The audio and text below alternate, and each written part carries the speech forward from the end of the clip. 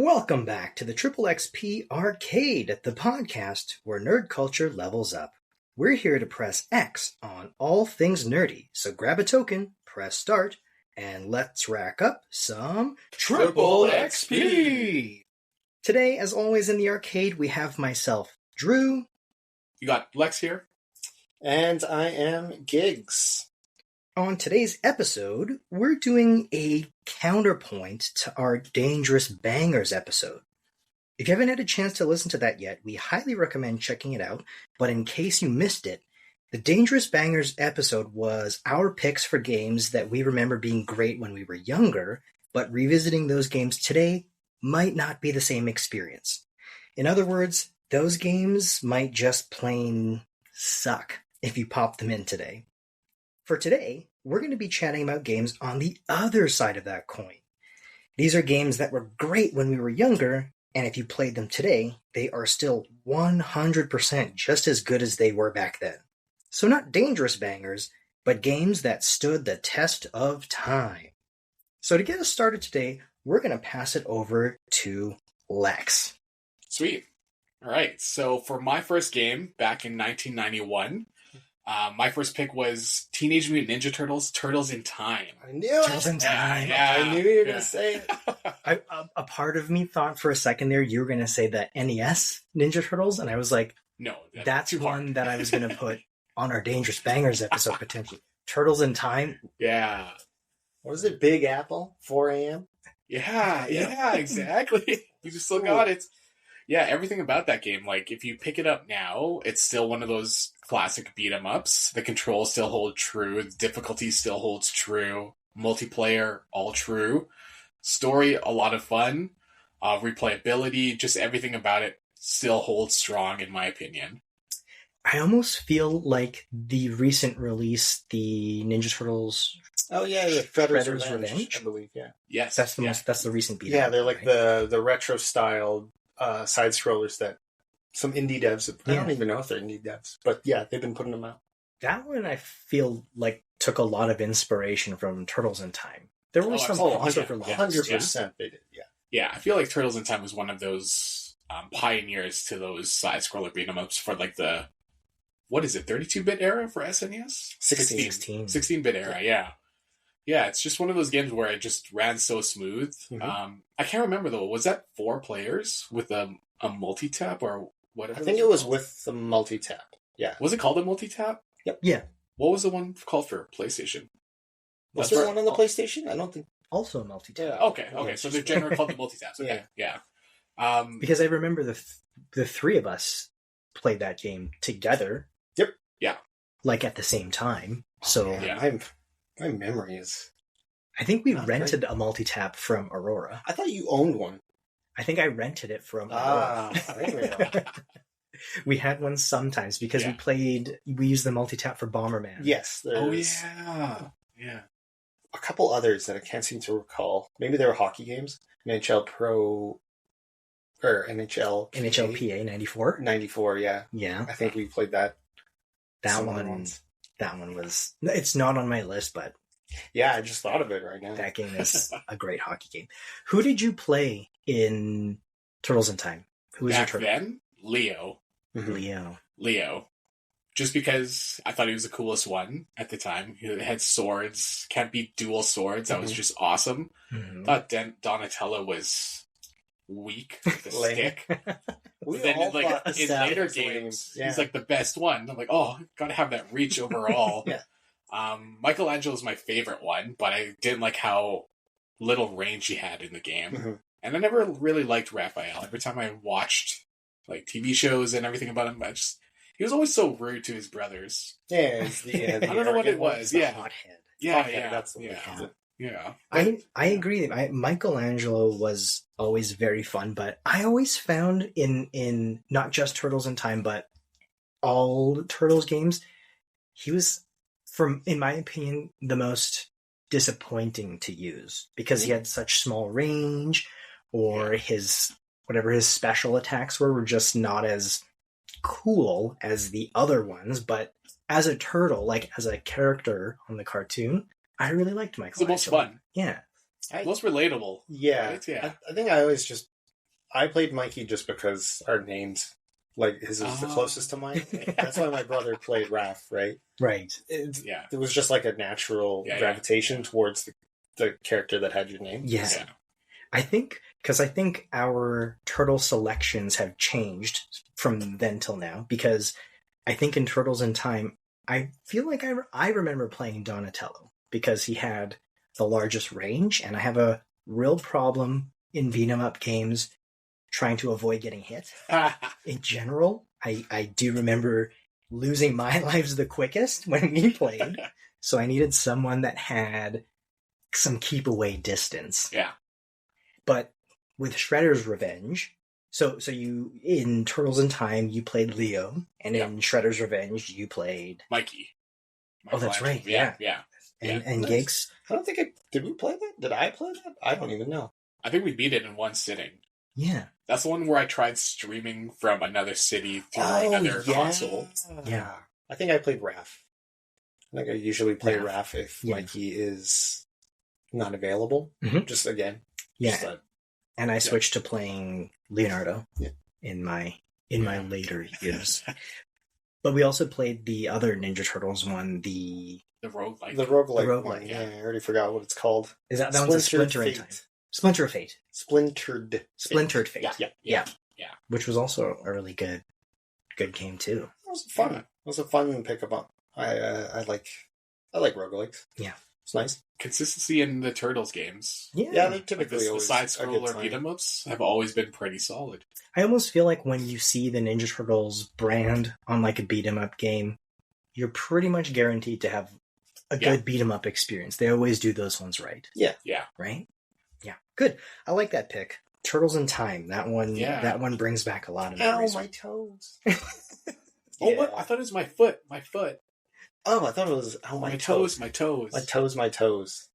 That could be Okay, from okay. the Nintendo one. TMNT2. And there's also the Who Turned Out the Lights when you fall down a manhole. Oh yeah. Oh yeah. Is that what they say, right? Yeah. Oh man.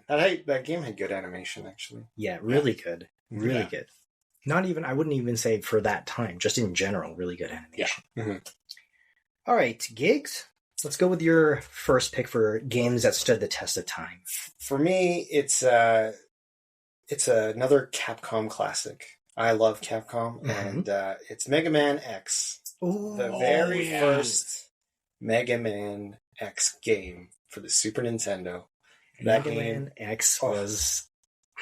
Is it It's- overstating to say masterpiece? to me, it's the best Mega Man game, like hands down. Include all Mega Man series, yes, not just the X. correct. I think it's the best Mega Man game. It had great secrets, like Mhm.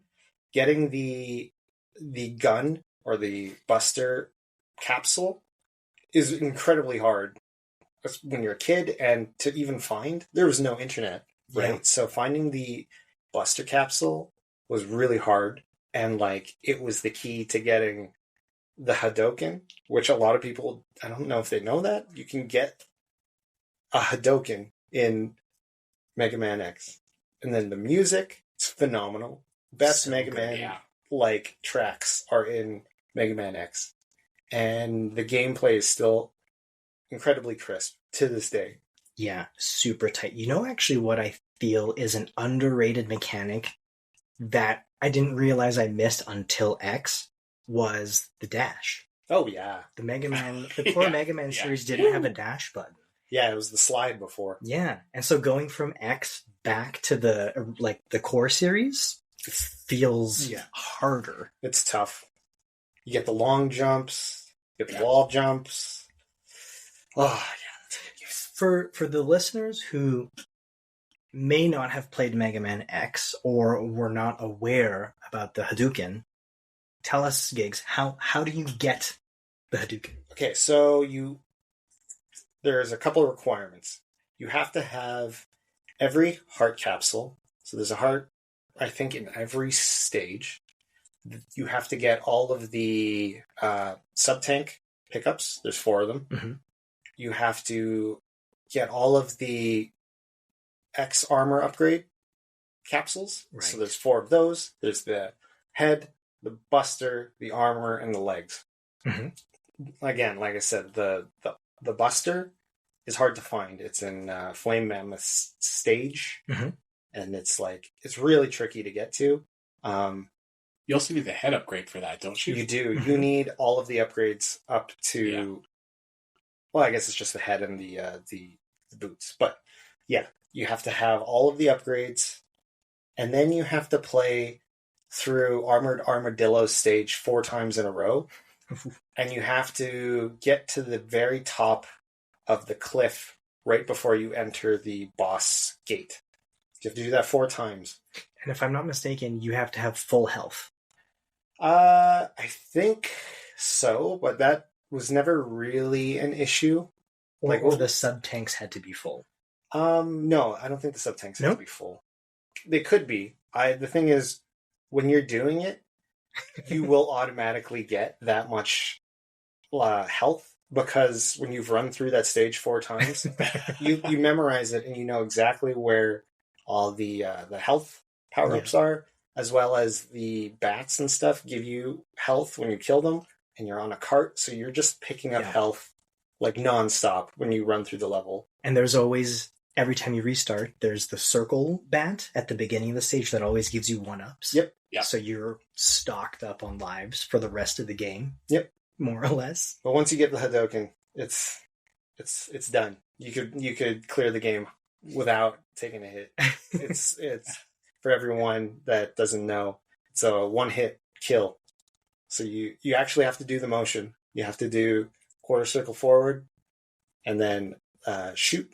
And he does the Hadoken. You have to have full health when you do the Hadoken. Maybe that's what you meant? Yeah, okay, that's right, because if you take even 1 tick of damage... Correct. Can't do it, yeah. Yeah, you can't do it. Yeah.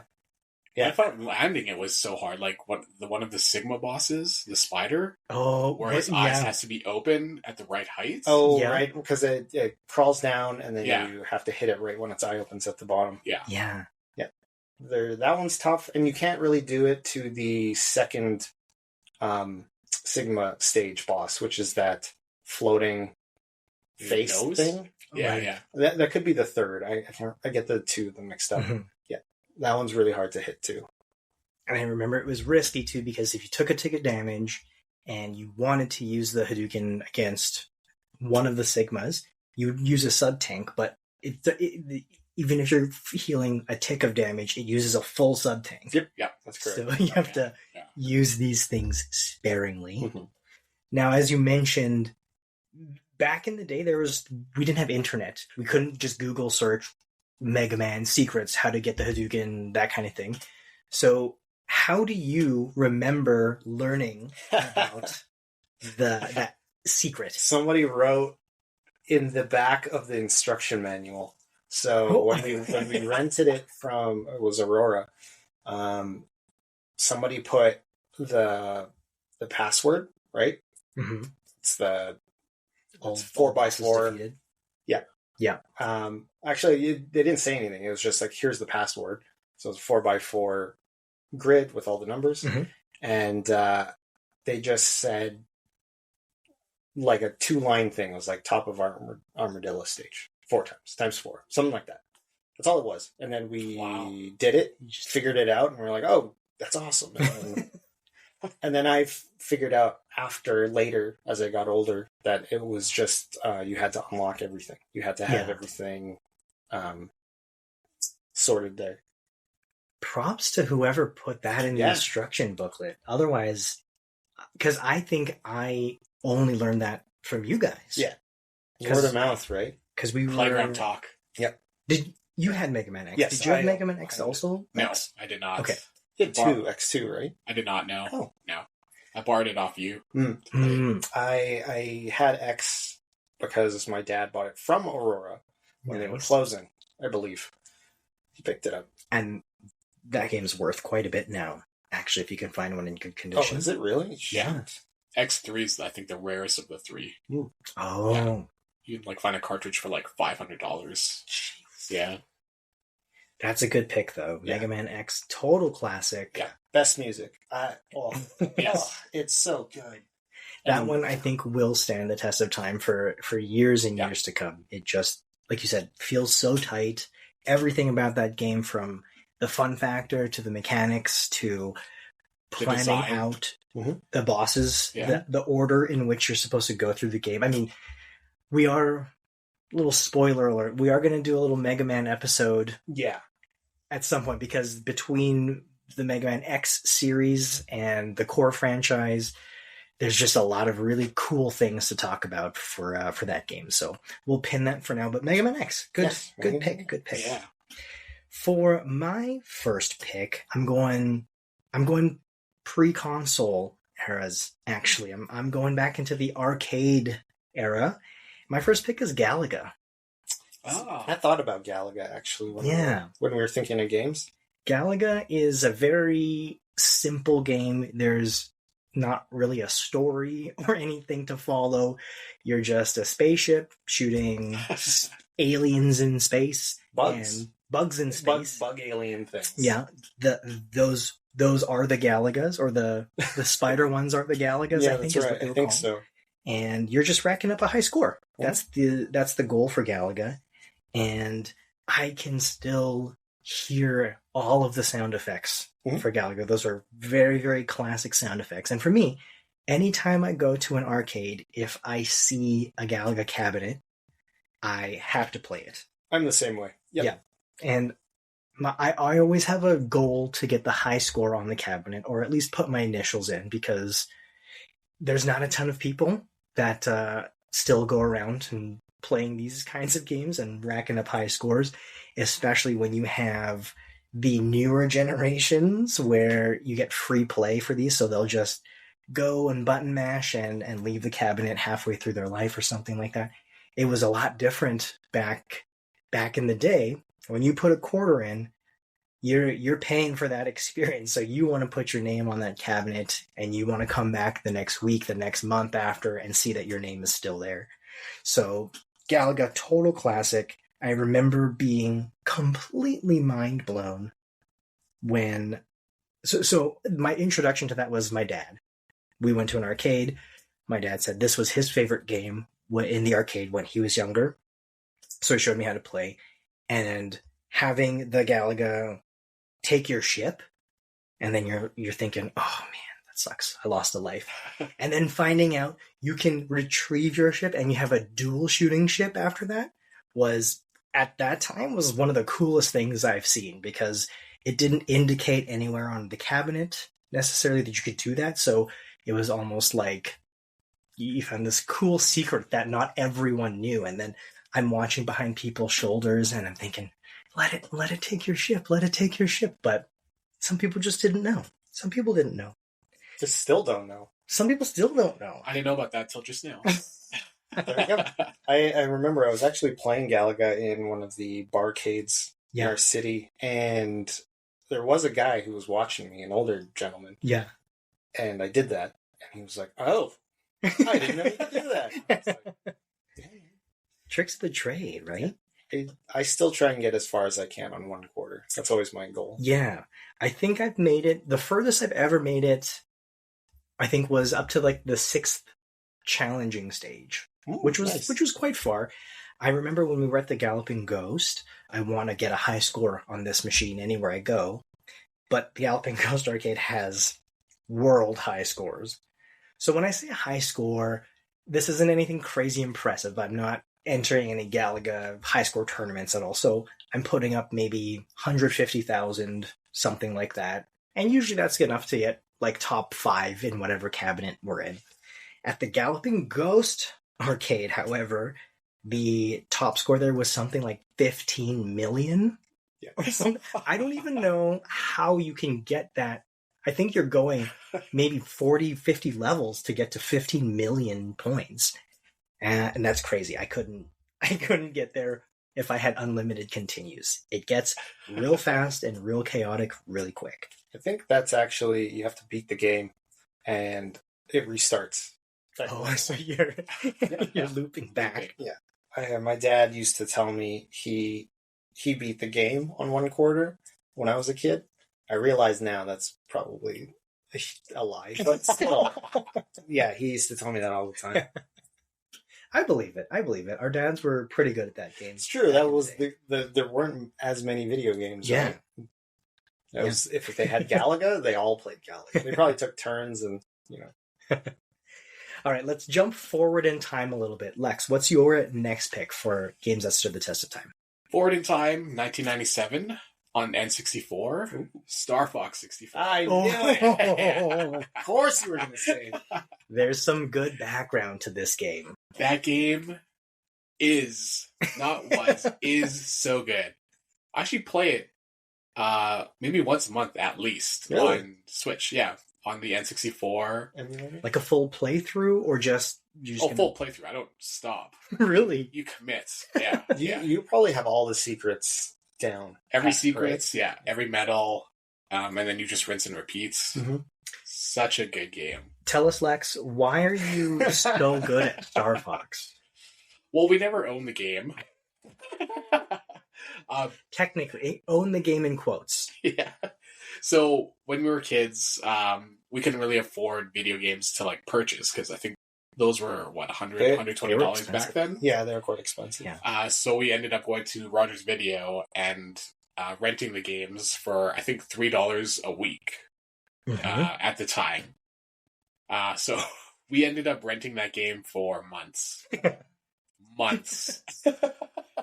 No, did you keep the same cartridge week after week, or did you have to return it and then just re-rent it, hoping that you would get the same cartridge? I think there were times where we gave the cartridge back, then we'd get it back, and then all of our save data was reset, so we'd have to play it again to get all of our medals once again and everything there, but that wasn't a problem. That game was so much fun to play.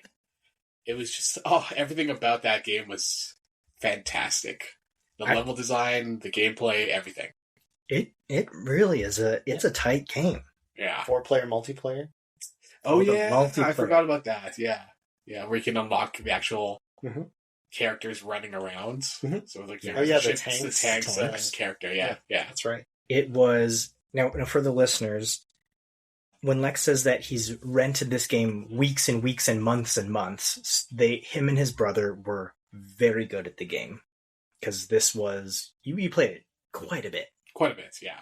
Oh, yeah. Yeah, there was at least a couple months where we would come over every day and you guys would you'd show us something new, or we'd play multiplayer and you'd smash us. Yeah, and again, no internet back then, so you had to like learn on the playground what the tips and the tricks were like. How would you know to follow Falco? Or you have to, in the first stage of Corneria, to get to the alternate path, you have to save Falco first. Because if you don't save him, then he gets taken out by a couple enemies, and then you miss the secret of that stage. But you also have to follow him through 3 archways in the river, or in the water. Yeah. And then he says, "Follow me, Fox." And then you go through like a waterfall, and it's like an entirely new stage. Oh, yeah, so good. I remember my mind being blown the first time you showed us that. Yeah. I was like, that's a thing? Yeah. And there's the secret, the true final boss. Yeah. Yeah, the true and like the true actual like flesh Andros. Yeah, something like that. Because he's like a brain, but if you go through the regular path, it's just robots. Yeah. And then that was one of the first times I was actually stressed in a game. I think it was Sector. Was it Sector Y? Oh. Yeah, Sector or Y, X. I remember. It's the one where you have to protect the. Oh, that's right. The Great Fox from missiles. Oh yeah. Oh man, that was stressful. Because not only do you have to protect your Great Fox, the giant ship that basically has all your allies in there. Yeah. You have to protect that from giant missiles that take quite a bit of time to take out. But your allies are also screaming for help, like Slippy. Oh my God, Slippy! Nobody wanted to play Slippy. Grief. Yeah, that was stressful times. I remember, well, like Giggs was saying, you running through showing us the tricks or the secret things again that you couldn't really find on the internet at that time. Yeah. And you're just learning this through multiple playthroughs at a time. So the other thing I remember about this game or this time was how difficult it was playing the multiplayer mode with you and your brother. It's literally the same difficulty if I was to go into a jet and try the Top Gun program with actual fighter pilots. It was insane how coordinated, how well you two moved through that multiplayer mode. Crazy. Yeah. Did you end up buying it? I actually bought it 2 years ago. Like the cartridge or The full game. It was in really good condition. It came with the Rumble Pack. I bought it in Victoria, BC. We were in a random video game shop, and they had one like almost perfect copy of Star Fox 64. Oh, wow. Or they had two. Sorry, they had two copies of Star Fox 64. Same price, and each of them had better pieces of it. So I had asked if I could swap the instruction booklet with this one and stuff like that, and they let me do it for the same price. So I got like the best of Nice. that kit. Up until 2 years ago, Lex was still renting it from Rogers Video every week. Yeah. There's still a late fee going for it, I think. Thank goodness they went bankrupt, am I right?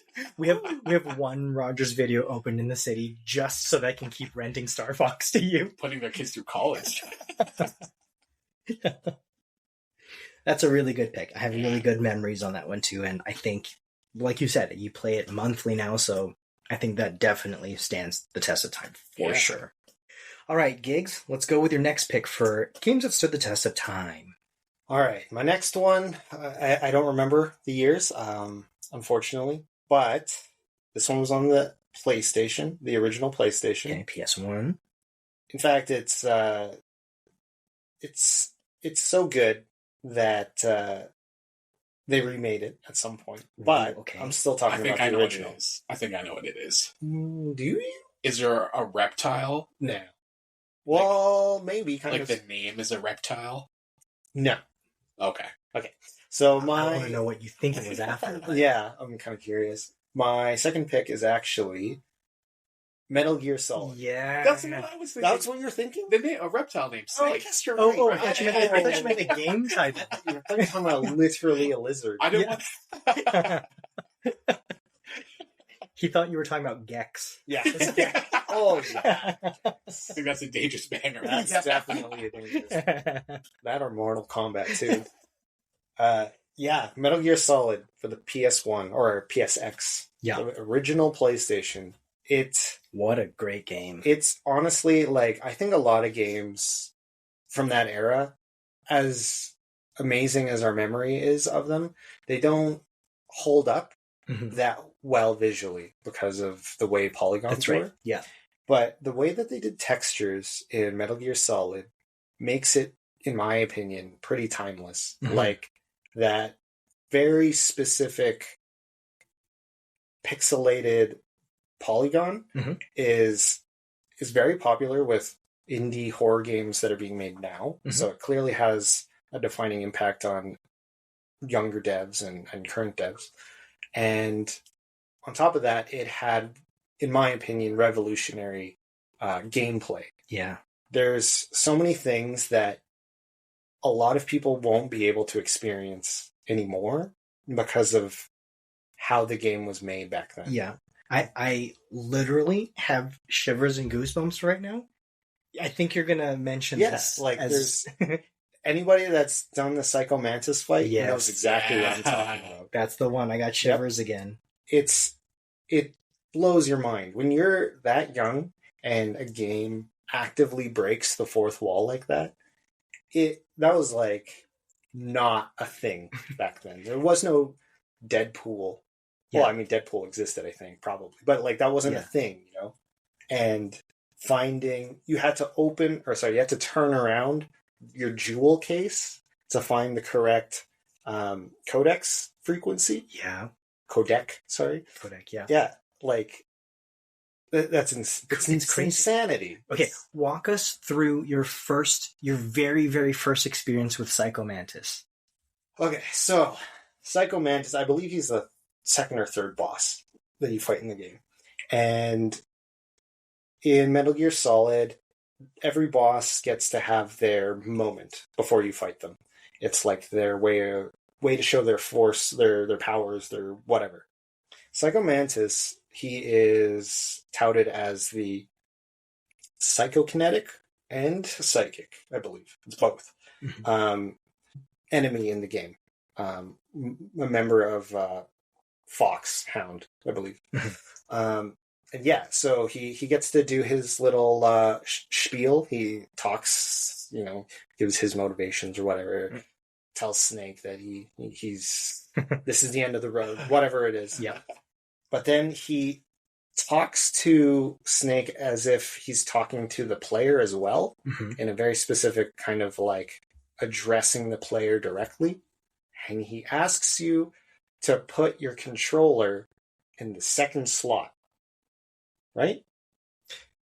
I thought there's three things that he does, actually, I believe. So I'm going to just jump in with my memory here, because I remember this was not told to you when you played for the first time. So I remember playing against Psycho Mantis for what seemed like hours and not being able to beat him. Oh, yeah.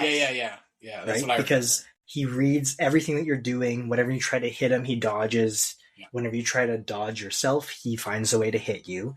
And it was impossible to, quite literally, it was impossible to beat him for your first run through. Yeah, Until you it's kind actually- of figure out what you're supposed to do. Well, it's because you get a codec call from Mei Ling, and she tells you, or no, not Mei Ling. It's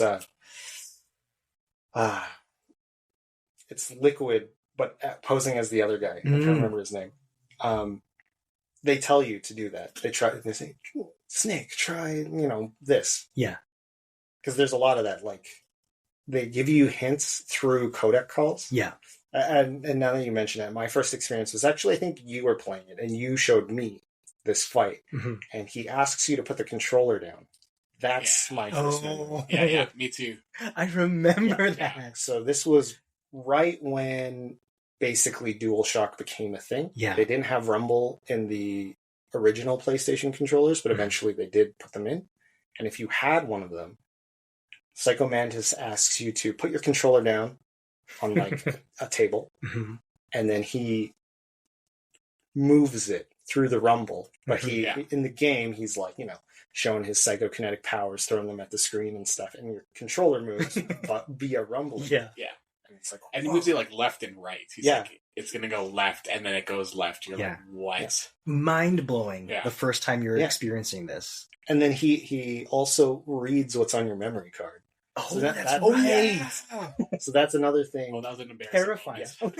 If you have certain Konami games on like a save file on your memory card, he recognizes that you've played those games. Oh, I see you're a fan of Contra or whatever it is, right? Yeah. That fight was one of the most impactful story sort of game as an art form experiences that I can remember. And to your point, I think a lot of the newer generation misses out on this experience because when they're playing Metal Gear Solid now, it's through An emulator, or through the PSN network. Yeah. PSN network. Yeah. So you're never going to have that experience of having your mind blown thinking, I have to literally physically unplug my controller and plug it in a different port so that he can't read my mind. How did he do it in the remake? Like, because I know it was remade for Switch, PlayStation, and PlayStation, like the Metal Gear Solid collection. Oh, I don't know. I haven't played those. Those are on my wish It's list. why I own those games because they went on sale and I bought them. You have to buy a new set of Joy-Cons. Yeah. I thought you were talking about Twin Snakes. Oh, the GameCube one. That's the remake that I'm thinking. That's a good because one, that's a straight up remake. But that one you still have to physically That's right. swap it because there are 4 ports Yeah. for the GameCube. And Yeah. there was still a memory card, and that all kind of still did its thing. I don't know. I'll have to report back. I have it on Steam, Metal Gear Solid, the Anniversary Collection or whatever it is. I've been meaning to play it. It was on the list, but for later in the year.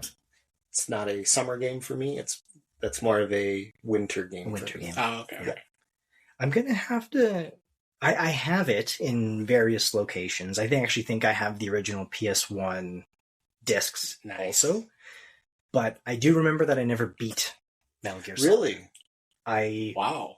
got some amount through it, but that is one game that I do regret not fully playing through because it is like one of those legendary games, and there were just so many really cool first experiences there, but I didn't get a chance to beat it. Was this because you didn't have a memory card? I remember specifically your PlayStation. You just didn't own a memory card, so it became very difficult to beat any game on PlayStation for you. That is correct. I will say that's not an excuse. I beat that game in 3 hours. Because Oh, it's that quick? Is it that quick? If you skip cutscenes, yeah, because 4 gigs. For Right, gigs, right, so he beat it in 3 hours. 37 hours for me. it was Yeah, it 2.5 was one of weeks those for me. it was one of those games where if you beat it within certain times, you unlock costumes and stuff. Oh, okay. Or items in the game. I can't remember anymore. It's been a while. I'm pretty sure under 3 hours is Snake in a tuxedo. Oh, yeah, I do Oh. remember this, yeah. So But- I definitely did that. I genuinely don't know if I'm exaggerating here, but I do think I spent about 2 hours trying to beat Psycho Mantis for the first time. Just losing my mind, being like, this is impossible. I can't do it. That's right. So a 3-hour playthrough? I don't know if I'm ever going to be able to do a 3-hour playthrough. You got to talk more on the playground to get those hints. Yes. Yeah. No Google. You That's can't- right. Yeah. It was that's- either Playground or looking at the Game Pro while my mom was doing Yeah. grocery At the shopping. grocery Yes. store? I was just in the magazines. Yeah. Like in the Safeway. Yeah. Yeah. we didn't buy it. You don't buy EGM. it. Yeah, you're just sitting there flipping through the pages. Oh, you can do this. Yeah. Those were a great resource for everything. Mhm.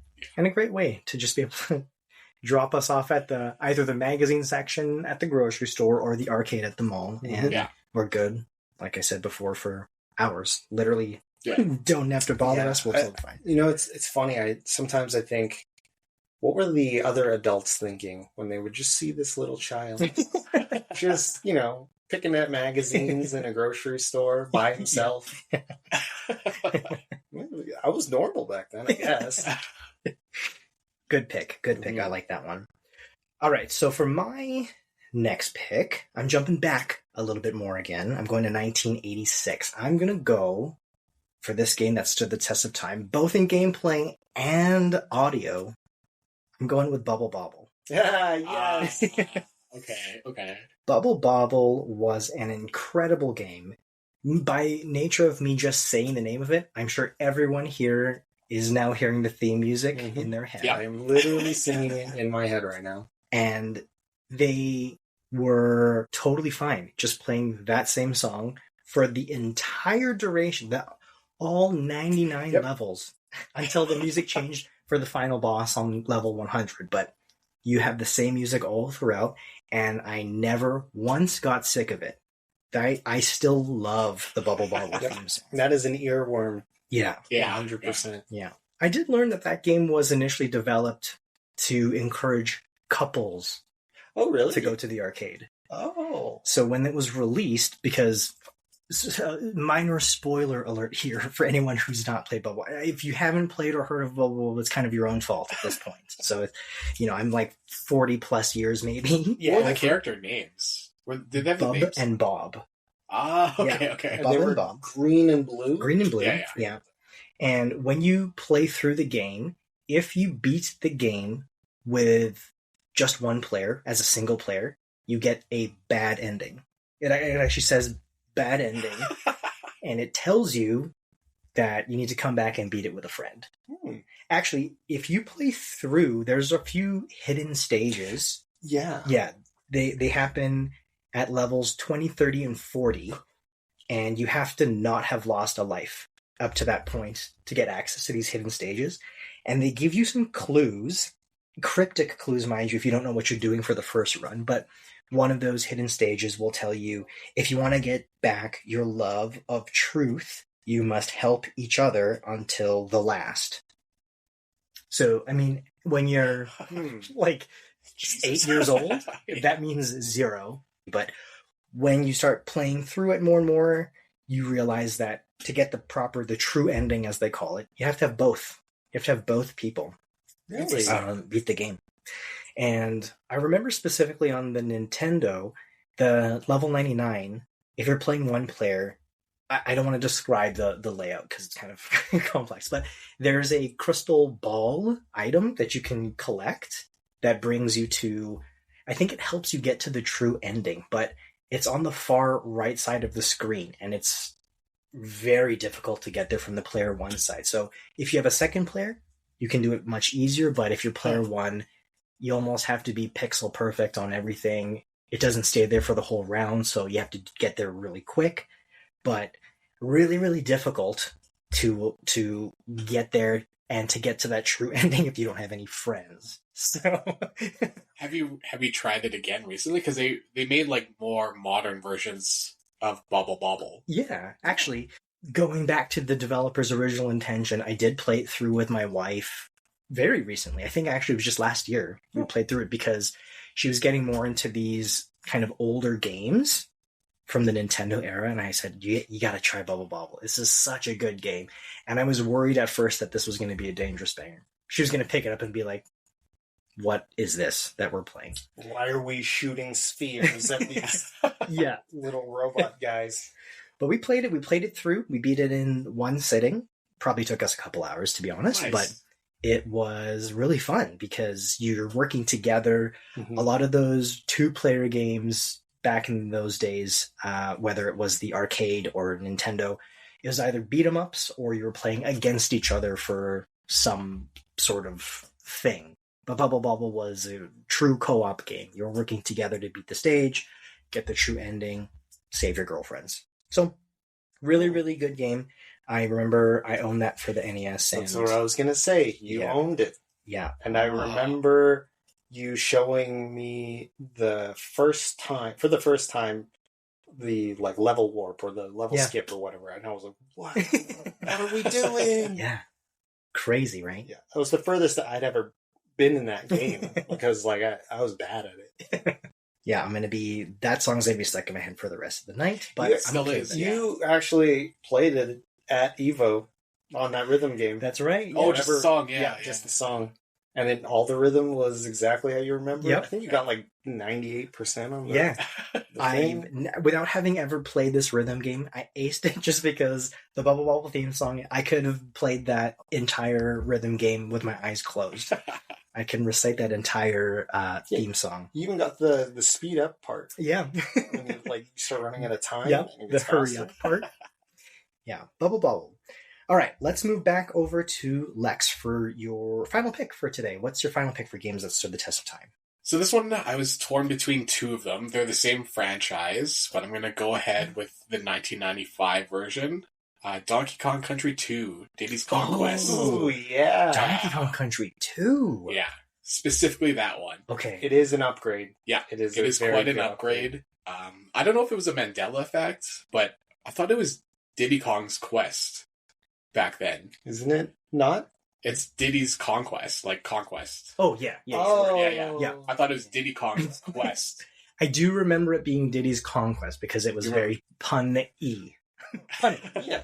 Yeah, Oh, yeah. I would have never picked up on that. But the music, like Sticker Bush Symphony, is one of my Mhm. favorite songs of all time.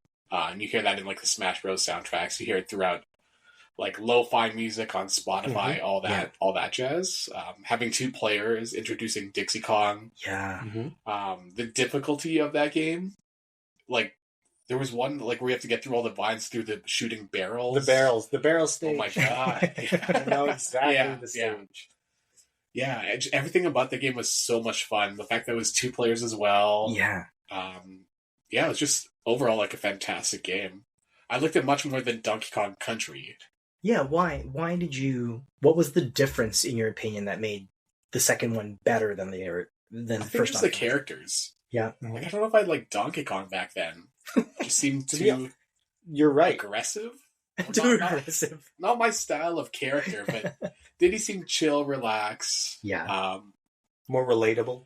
For yeah, more us. relatable. Yeah, Yeah. yeah. He's wearing Yeah. a baseball hat. Yeah. What's more relatable than that? Exactly. Got a star on his chest. Yeah. Yeah. But no, I can't remember why it was much more enjoyable. Maybe because that was the first one I actually tried, and then I went back to play Donkey Kong Country, and it was not as good as the second one, in my opinion. Was there any added mechanics to the second one versus the first one? Well, Diddy Kong, did he jump high? I know Dixie Kong was able to like stay in air a little bit longer because of her Her hair. ponytail, right? Diddy Kong was faster in roll. I can't remember now. Wasn't there like Diddy would ride Donkey Kong's shoulders? Am I misremembering something? It's like Are you talking about Donkey? You're thinking about Donkey Kong 2 still. yeah. Like you remember if you have both of them, you tag, Yeah. right? Yeah. In 2, wasn't there like a mechanic they added where maybe it was 2 players? I think that was in the new ones, like Donkey Okay. Kong Country Returns, where you can like throw stuff off Donkey Kong's back. Mm. I don't know if that was in the SNES in Diddy's Conquest though. It's on the Yeah. Nintendo Switch. Yeah. So I gotta give it a try again. But and I think that was one of the games where when you do the boss battles, it's not the standard 3-hit and they lose. Mhm. It was more than 3 hits. So when you're playing like all the Mario games, it's like, oh, 3 times I'm good to go. Yeah. This one you hit it the 3rd time, it's like, oh, he's not dead yet. Mhm. What'd I do? Yeah. I already put my controller down and popped Yeah. off. What is this? Yeah, you own 2, right? I do, yeah. Yeah. Yeah. I Yeah. remember. Yeah, I owned the first one. I Oh, owned you Donkey did? Kong. Right, yes, yeah. You I had I 2. remember playing 2 at your house. Yeah. I And don't think anyone owned 3, because that might be a dangerous banger. I That honestly might don't be a remember dangerous 3. banger. Yeah. I What was honestly that didn't play it too much Dixie's either. Trouble, Double Trouble. Something like that. And there is no Donkey Kong, if I remember correctly. It's the Ooh, I the don't two. remember that one. It's Dixie and Diddy? Diddy. Okay. In the third one. I think so. Okay. Dixie's Double Trouble. Don't quote me on Yeah. that. I think it came out honestly right near the end of the SNES lifespan. Yeah. Which is probably why we didn't Yeah. play it too much. Yeah, well, Donkey Kong Country 2 came out in 95. The N64 was, 97? So that was sounds already right. ending its lifespan with Yeah. another game to pop off, yeah.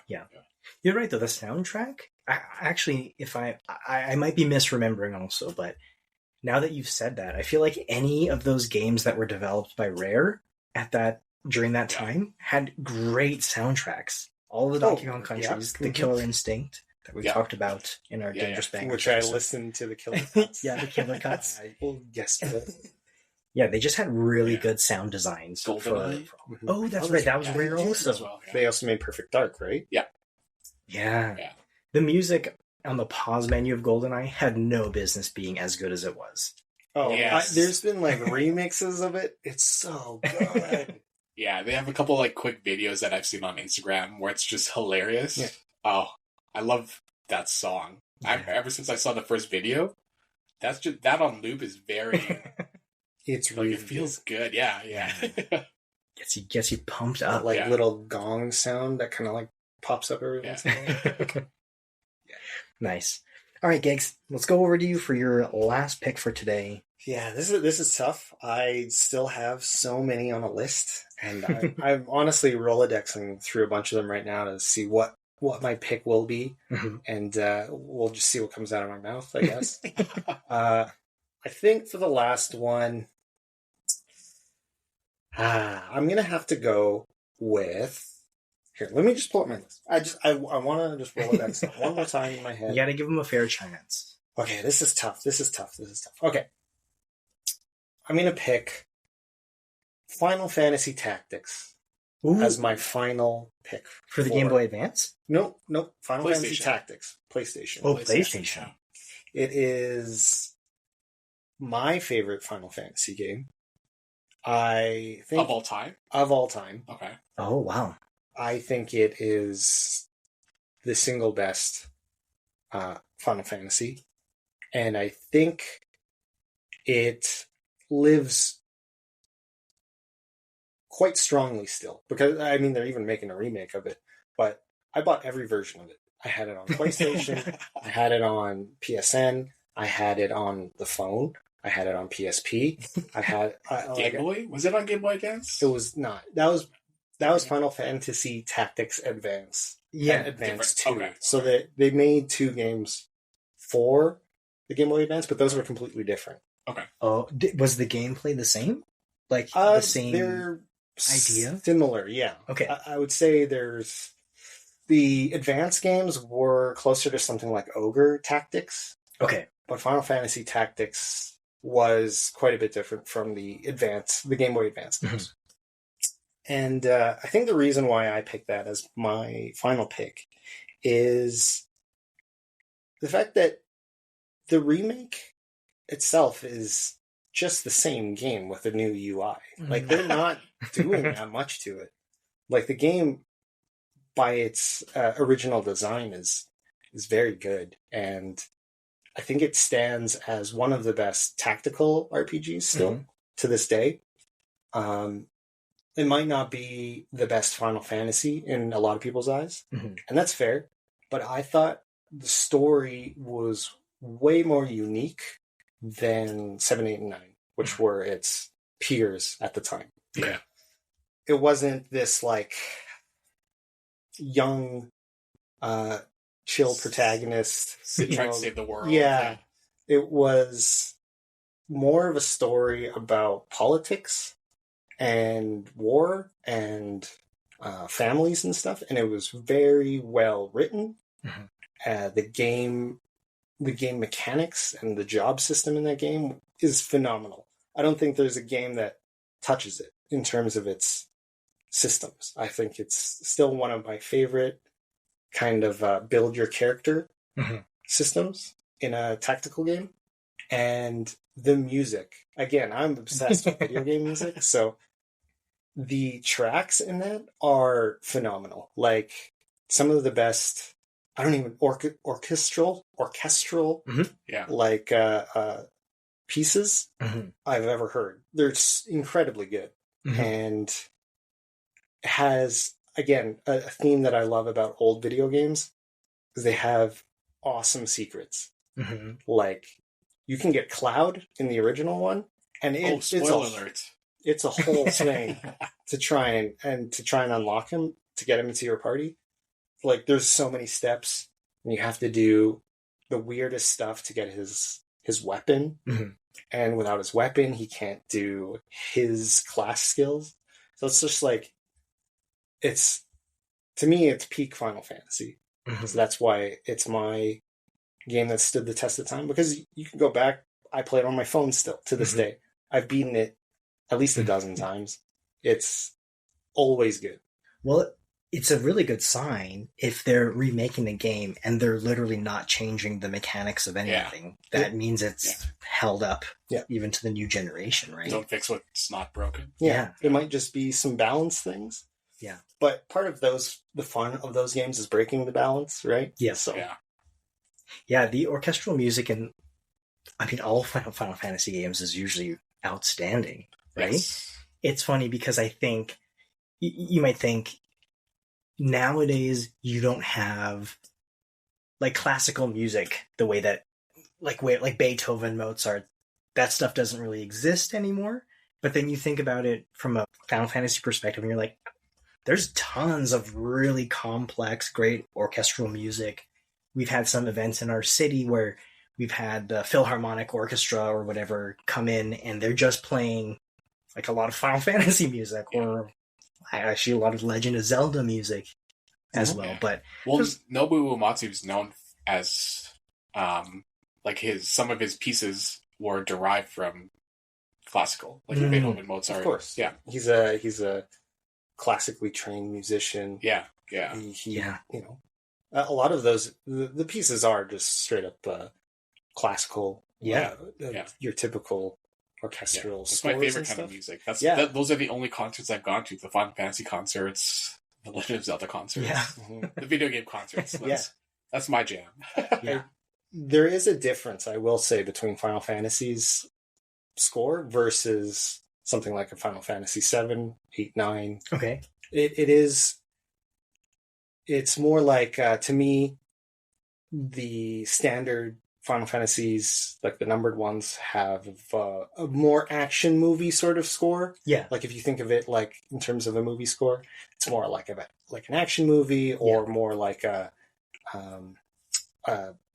sort of has like an epic cinematic tone to it. Exactly, exactly. But the Final Fantasy Tactics score is much more like dramatic, and what you'd hear in something like a very, very deep, uncomfortable, dramatic scene, if that makes sense. Okay. It's very like hits you in the back of the chest, sort of. It's heavy. It's heavy, exactly. It's heavy. I love it, and it's. I have to play this game now. It has some of my favorite Final Fantasy characters as well. I still really prefer the more what's the timeline? It's not like futuristic, but it's more medieval. Is that correct? Medieval time? Yeah, that's everyone's still using swords and Mhm. magic, but there's no Soldiers. there's no really like high tech stuff. Okay. Yeah. No pistols, no gun blades. Yeah. I mean, there is technically guns, but Yeah. They're like muskets and stuff. Oh, okay. Okay. Yeah, I've not played that game before. I didn't have a memory card, so. Yeah, you need it for that. You need it for that. It's a new game collector. I own it on several platforms, but just untouched. So hopefully, when I buy it on Switch, I'll actually play it. You'll have to Versus keep report it sealed back. again. Yeah. It's a wonderful game. When the remake comes out, I'm of course going to play it and beat it again. Yeah. But yeah, I think it'll be great when a lot of new people get to experience it. It's it's honestly, again, like I said, it's my favorite Final Fantasy game. So Yeah. I know it's not on the top of the Final Fantasies Yeah. for a lot of people, but to me, It's got to be up there. The fact that they're remaking it. True. Yeah. It's higher than 8. Which one's 8? Too soon. All right, for my last pick for games that stood the test of time, I'm going back to 1987. I've got a lot of old picks in my book here. Back to the NES, I'm going with Mike Tyson's Punch-Out! Ooh, yeah. Okay. Another one where you can hear the music to that one. It's classic. It's recognizable immediately. One of the hardest games in the world. One of the hardest games in the world. I think that is fair to say. I actually, somewhat recently, I think this was maybe earlier this year, I think in January, Maximilian Dude did a playthrough. First time he's ever played Punch-Out! Really? Ever. Whoa. So he said he's got a lot of requests. He's going to boot it up.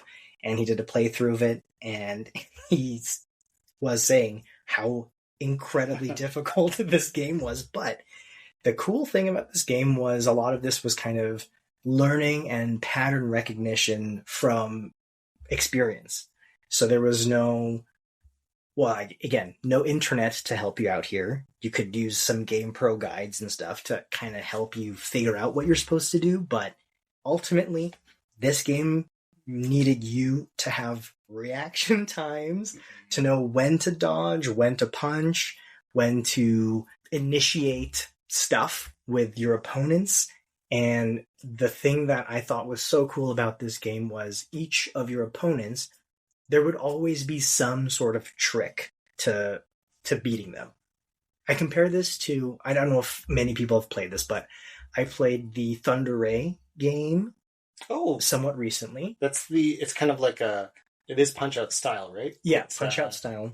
Like is it like anime or more like a What's this American on? cartoon? Yeah. Is this like It's on a modern? Switch. Yeah. Oh, it's a modern. Yeah, It's a modern, yeah. I think Yeah. it probably released within the last 3-4 years. Yeah. Oh, interesting. It had very Punch-Out vibes to it, but I couldn't get as into it because this was Thunder Ray was more of just like you just mash buttons when you have an opening. So you were still learning patterns, but you could still mash buttons kind of willy-nilly and have some success. Whereas in Punch-Out, if you were punching when you're not supposed to, you lose your stamina.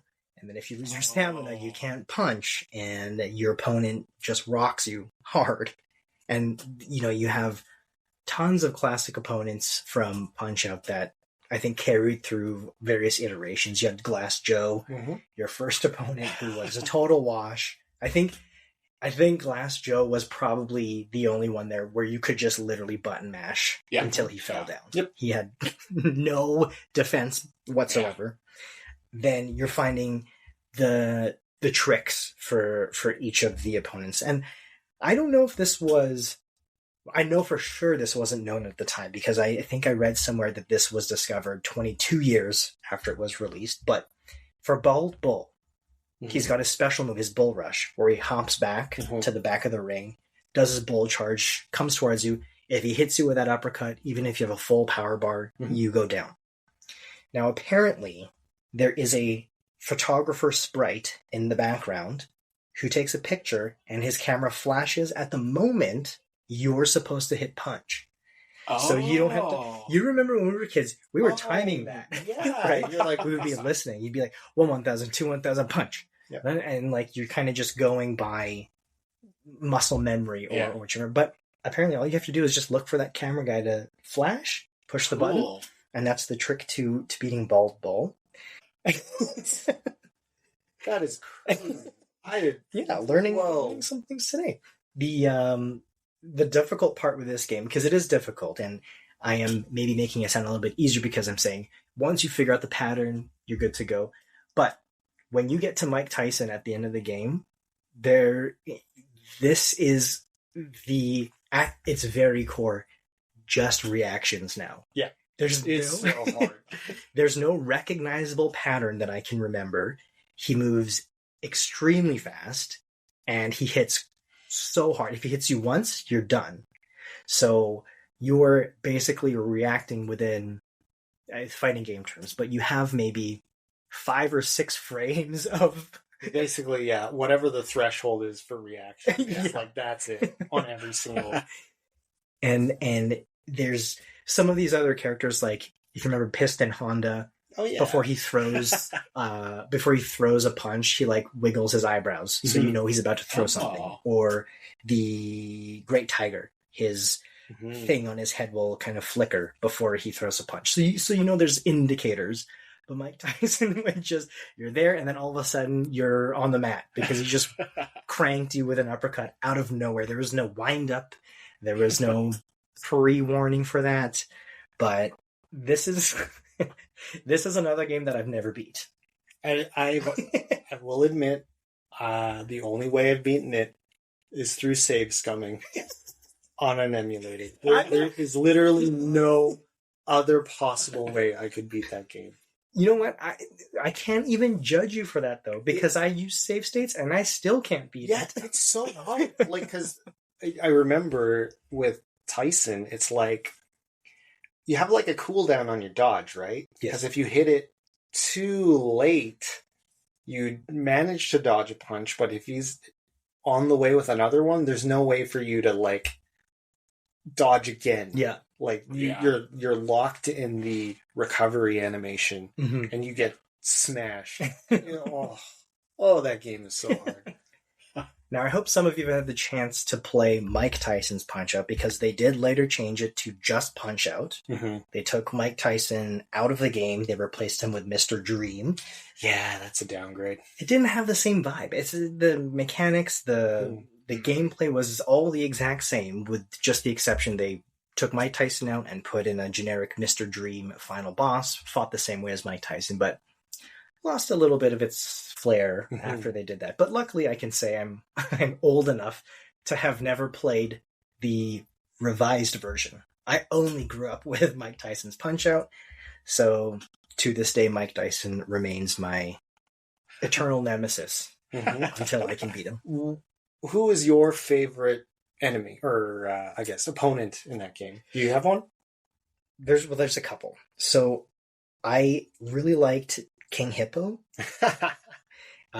specifically because his music was very, and then the way that he would come hopping to the front to fight you. I also, from a satisfaction standpoint, liked Don Flamenco. He's the one with the rose in his mouth. Yeah. He goes to the corners, right? Is he the one that kind of like does a little dance thing, goes to the corners before coming up and then if you time it, it's like an instant knockout. No, Oh, that's not that Don one's not Flamenco? Don Flamenco. Oh. Don Flamenco is the one where he will throw an uppercut telegraphed, Mhm. and if you alternate your punches, you can keep him punch stunned from a full health bar, so you can him like 40 times from full to depletion. So he is, I think, one of the fastest people that you can beat if you time it. Wow, Cool. The other person that was cool was Soda Popinski, just from a character model standpoint. Sounds like a fun name to say. Soda Popinski. Yeah. They actually remade him from the arcade version, which came out in 1984, and he was originally called Vodka Drunkinski. It's not as fun. It's- Not as fun. They did change it because of Nintendo's sort of zero tolerance on alcohol policy. Mhm. They also Good call. thought it didn't show well for Russian people, Yeah. for It's fair. like a stereotype kind of thing. So they changed it to Soda Popinski. He was a very kind of cool character design. How about you? Did you have a favorite? Well, whoever I'm mistaking for Don Flamenco. I just remember there was an opponent that would do a little dance and he would kind of jump to the corners before he would rush at you. And if you just timed your punch, it was like an instant knockout. Maybe it was Glass Joe for all I remember. When you're thinking he comes to you, is he alternating punches or is it one big punch? I think it's one big punch. Are you thinking of Von Kaiser? Maybe. Okay. Yes. Von Kaiser's the guy with the mustache. Yeah, I So think so. yeah, if you get him with one good punch, you knock him out. And do you remember, is it start or select for your special punch? I can't remember. I want to say start. Is it I remember it being so weird because you had to push Yeah. the quote unquote pause Yeah, button the to star use punch, yeah. to do the star punch. It was so weird. You're right though, because I think you were able to pause punch out. So maybe it was I think select. which is even weirder Yeah. because it's on the left side. So like, yeah, and that game, it had so many good, fun little mechanics. Like you can't mash punch, if I remember. Yeah. If you mash punch, your punches actually come out slower. So you have Oh. to. It's like a Time it. rhythm. Yeah. Yeah, like Get if a you nice groove. exactly, it's like you can get your punches out quicker if you have a nice rhythm Yeah. to it. Yeah. How about you, Lex? Did you have a favorite opponent in Punch Out? I actually never played Punch Out. What? Yeah. Did you play Super Punch Out? No, I never played the Oh. games You- in general. Yeah. Yeah. This is blowing my mind right now. You've never even tried Punch Out, I've seen it. but you okay? Yeah. My first shot with Little Mac was Super Smash Oh, Bros. that's right. Oh, that's right. Yeah. And he was like your character. Yeah, my right? main character, yeah. He's a lot of fun to play with, Mhm. but I never played a Punch-Out game. Really? We're gonna have to send you back with some homework. Yeah. Because is Punch Out on the Switch It has to be. online? I don't feel think so. no. Not that I think know. Super Super Punch Punch Out Out. Super is, Punch-Out, yeah. which is also very fun. Very Yeah. good too. Yeah. None of us owned Punch Out or Super Punch Out, right? Correct. I Well, own obviously- the one on Wii. I've never played that one. Yeah, there was one on. That's where they showed Little Mac's actual Oh, his like final style, right. like what the style you see today. But yeah, Okay, you have to play Punch Out. You have to give it a try. Yeah. And without knowing any of don't internet anything. never do. Mhm. Never try do. and figure out Yeah. Just pretend you put in a quarter and report back to us and let us know how far you Okay. were able to get on Mhm. one quarter. Will do. I will not ask you to try to beat the game because, as I said, I've used save states and I can't even beat the game myself. So unless you're at a gigs level of reaction times. No, Yeah. I couldn't do it, so I was. Yeah, Plus- I'll give it a shot. Mhm. Plus, again, I'm going to nerd out about the music real quick. Yeah. Excellent. That Yeah. track is also So your word. good. It's going to stick in my mind. I'm singing it in my head right Yeah. now. And all of the opponents had a different intro music Mhm. for like the first 5 seconds of their intro, and then it would kick back to the punch up music. Yeah. But so good. It's Yeah. very good. Even the end screen of each fight, or even the game over screen when Little Mac is running beside Coach. Yeah. He's doing his Yeah. training, his jogging. The jog. Yeah. That music gets me pumped. No. Still, that 8-bit chip tune. Oh, Yeah. I could go fight someone right now. All right, we're gonna let Gigs hop out and pick a fight with someone. No, I'm too old. All right, folks, that's a wrap for us this week on Triple XP Arcade. We, as always, love hanging out with you in the party, so be sure to hit follow so you don't miss the next drop. Until then, game on, stay nerdy, and remember, you always level up faster at the Triple XP Arcade.